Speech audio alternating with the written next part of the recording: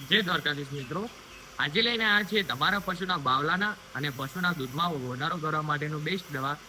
ઘણીવાર એવું થાય છે કે પશુ વિયાણ પછી તેના બાવલામાં સંકોચન આવવા માંડે છે, જેના કારણે દૂધમાં પણ વધારો જોવા મળતો નથી, ઉલટું દૂધ ઓછું થઈ જાય છે. જેમાં તમે આ ટીનેટા કંપનીનું વાઇટામિન્સ આપી શકો છો, જે મુખ્યત્વે પશુના બાવલાનો વિકાસ કરે છે, પશુનું બાવલું વધારે છે અને દૂધમાં પણ વધારો જોવા મળે છે. જેમાં વિટામિન્સ નાખેલા છે, જે vitamin A, selenium, vitamin E, vitamin A અને વિટામિન D3, જે મુખ્યત્વે આ વિટામિન્સ પશુના બાવલાનો વિકાસ કરે છે અને પશુના દૂધમાં પણ વધારો જોવા મળે છે.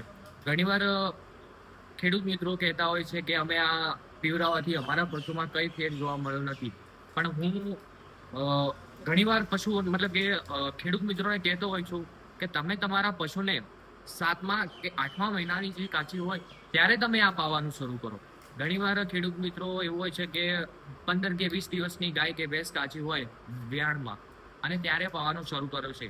જે 20 દિવસમાં કોઈ પણ એવી દવા નથી જે તમને તરત રિઝલ્ટ આપે. કમસે કમ વિયાણમાં 2-3 મહિનાની વાર હોય ત્યારે તમે આ પાવો, જેનાથી તમારા પશુના બાવલામાં 100% રિઝલ્ટ મળશે. હું મુખ્યત્વે ખેડૂત મિત્રોને એમ જ કહેતો હોઉં છું કે પશુના વિયાણને 2-2.5 મહિનાની વાર હોય ત્યારે તમે આ પાવાનું શરૂ કરો, જેનાથી તમને સૌથી શ્રેષ્ઠ અને સારું રિઝલ્ટ મળશે.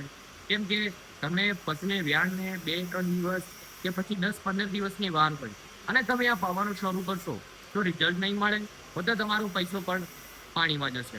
જો પશુને 2-2.5 મહિનાની વિયાણમાં વાર હોય, ગાય કે ભેંસ હોય, તો તમે આ પાઈ શકો છો, જેના કારણે પશુને પૂરતું પોષણ મળી રહે છે, જેના કારણે પશુ વિયાશે. એના પછી બાવલામાં પણ વધારો જોવા મળશે, દૂધમાં પણ વધારો જોવા મળશે. અને આ વાઇટામિન્સ જે પશુને મસ્ટાઇટિસ થાય છે, જે ઘણીવાર પશુના બાવલામાં સોજો જોવા મળે છે, દૂધ મતલબ કે જે કાઠું કાઠું આવે છે, તેમાં પણ તમે આ પાઈ શકો છો વાઇટામિન્સ, જે પશુના બાવલામાં જે મસ્ટાઇટિસ થાય છે, જે આંચળમાં સોજા આવે છે, તેને પણ મટાડે છે અને પશુના બાવલાનો પણ સાથે સાથે વિકાસ કરે છે. આ 1 લીટર આવે છે, સાથે સાથે આ 500 ml માં પણ પેકેટ આવે છે અને 250 ml માં પણ પેકેટ આવે છે.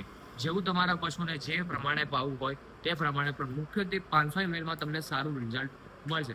અને એ પણ પશુના વિયાણને 2 થી 3 મહિનાની વાર હોય ત્યારે તમે આપો, જેના કારણે તમારા પશુના બાવલામાં સર્વશ્રેષ્ઠ વિકાસ તમને જોવા મળશે. 10, 15 કે 20 દિવસમાં તમને કોઈ જ રિઝલ્ટ જોવા નહીં મળે.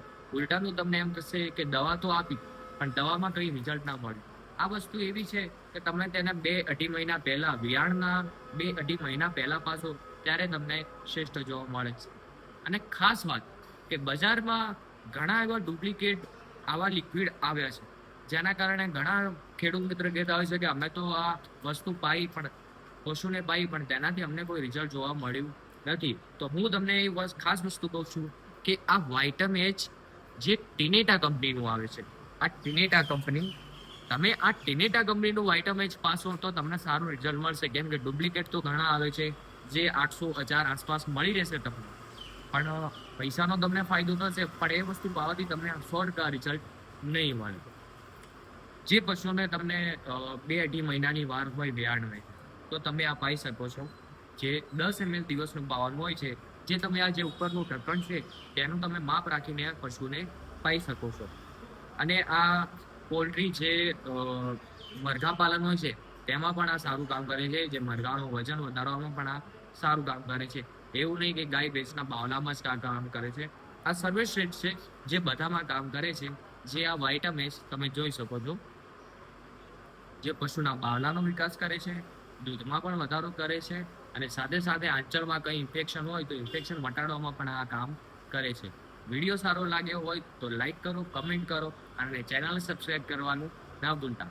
આવા જ દવાઓના ઇન્ફોર્મેશન માટે ચેનલને સબસ્ક્રાઇબ કરવાનું ન ભૂલતા.